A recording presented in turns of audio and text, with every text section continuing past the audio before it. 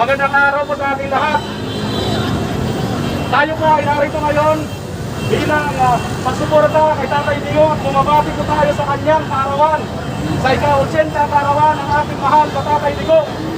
Naniniwala po tayo na tayo po rito ay nagsama-sama dahil isa po tayo sa mga natulungan, isa po tayo sa mga maliliit na mga tao na direktang nakinabang doon sa mga programa ni Tatay Digong.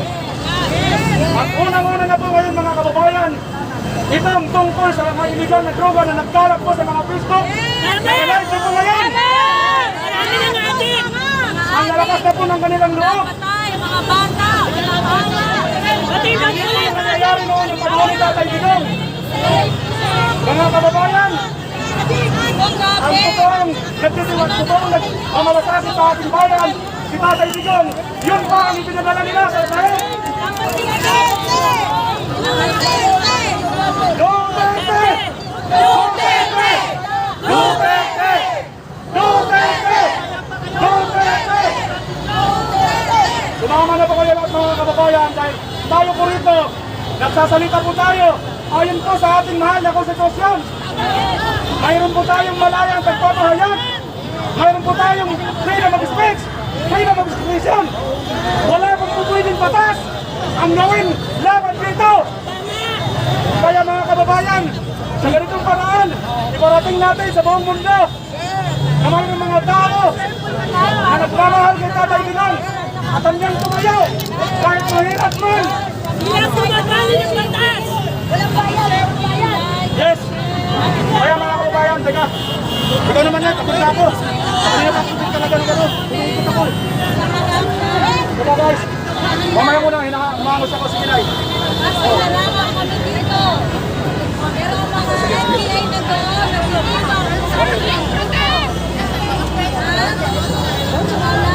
pinaglalaban nila. Ang gobyerno, nakipagsabwata na sa mga kaliwa. Anong gagawin natin? Kayo ang kalaban ng mga kaliwa eh. Kayo ng gobyerno natin. Masalim na ng mga kaliwa. Pinapatay ang mga buhay sa bundok. Ako nga pala si Star Marquez. Kaya ako nagkanito mga Pilipinas. Gobyerno, kasalim ng mga kaliwa. May ganong gobyerno. Hindi nyo mapatunayan yung mga anak-anak na Kaya ako malapit kay Digong. Siya ay kaeskwela ng aking kapatid ng aking ama na isang abogado rin sa San Beda College nung panahon siya nag-aaral. Hindi lang siya kaibigan ni Tatay Digong, kundi matalik na kaibigan. Isang kaibigan totoo. Kaya hindi ako nakasama sa ganito. No more, no. This is the first time that I come over here to face all of you along the because I believe that Tatay Digong is genuine, malinis ang kanyang puso sapagkat kakampi natin siya na mahihirap. Pinagtatanggol niya tayo sa mga adik, sa mga kawasan, tayong mahihirap. Ayaw niyang kumandidato ng pagkapangulo ng Pilipinas. Ayaw niya. Pero si Fidel Ramos, kapinsan ni Bongbong tiyuhin ni Bongbong Marcos, nakiusap, naglumuhod na tumakbo si Digong na presidente ng Pilipinas sapagkat ang buong Maynila, ang buong Pilipinas ay laganap na ang drugs. Walang sino man ang makalapit na lumapit o lumabas sa mga radar, sa mga sindikato ng drugs. Takot ang mga politiko. Laganap na para na itong gusto ng mga puser at adik ng mga sindikatong Colombian and Mexican, makina itong Colombian and Mexican at sa mga maliliit na store, mabibili nila ang drugs. Nakiusap, naglumuhod. Sabi ni Tatay Digong, ayoko Pangulong Fidel Ramos, ginagalang ko po kayo pero ayoko po. Tama na lang po ako sa Davao na mayor. Ngunit, alam mo Duterte, ikaw lang ang may gas, may bayat, may political will para lumaban sa mga kriminal na sindikato ng drugs. Sa madaling salita, napahinuhos, tumakbo kahit walang pera. Maraming nanunuyo sa kanya na maging GC kung ano, pero hindi siya natinag. Diba? Nanalo siya. Diba? 60,000 ang kanyang voto.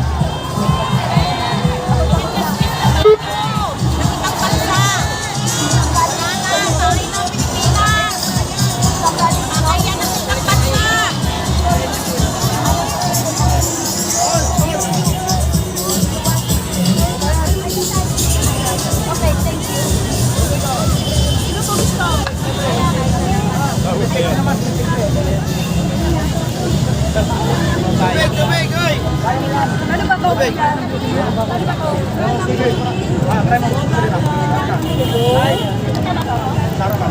Excuse po, tubig po, tubig. Sa mga gusto po ng tubig. Meron na po.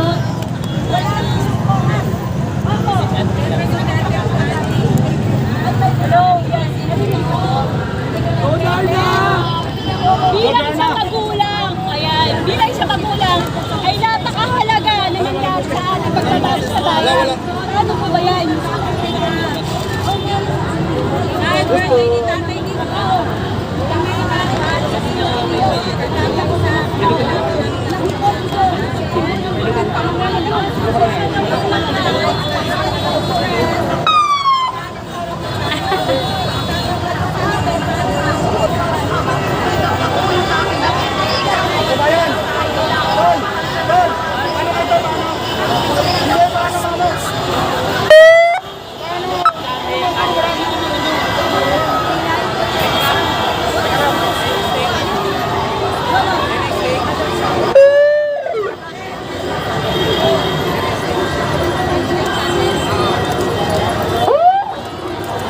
May programa kami. Ayan na. Aming stage. Diba para-paraan lang mga Duterte? O, diba? Meron tayong stage yung track. Hanggang po ba tayo dito? Hindi, hanggang nakaupo si Marcos. Pangulong Rodrigo Roa Duterte, tanggapin po ninyo ang aking magalang na pagbating happy birthday sa inyo. Bagamat tayo inaharap sa napakalaking pagsubok, Mr. President Duterte, hangad ko po ang inyong mas mabuting kalusugan. Pinagdarasal ko ho ang inyong kaligtasan at ang agarang paglaya at pag-uwi dito sa ating bansa, sa Pilipinas. Sa ating mga kababayan, sa iba't ibang panig ng mundo at dito sa Pilipinas, patuloy po tayong magkaisa. Huwag po nating kalilimutan ang taong tunay na nagmamahal sa ating mga Pilipino. Lumaban sa sindikato ng droga, linabanan ang mga kriminal, subalit inihandog ng sarili niyang gobyerno sa kamay ng mga naglalaway na banyaga. Patuloy po tayong magkaisa, sikapin po natin na may uwi si Pangulong Rodrigo Roa Duterte sa lalong madaling panahon. At ngayon po tayo ay humaharap sa isang palapit na halalan. Sana ho, magtulong-tulong tayo, tulungan ninyo ang Duterte 10 o yung 10 kanyang inendorso bilang kandidato pagkasenador. Sana ho ay baguhin natin ang anyo ng gobyerno, yung gobyernong kumikilala sa karapatang pagtao, yung gobyernong pinoproteksyonan ang kanyang mamamayan, yung gobyernong hindi makikipagsabwatan sa banyaga upang ihandog o ialay.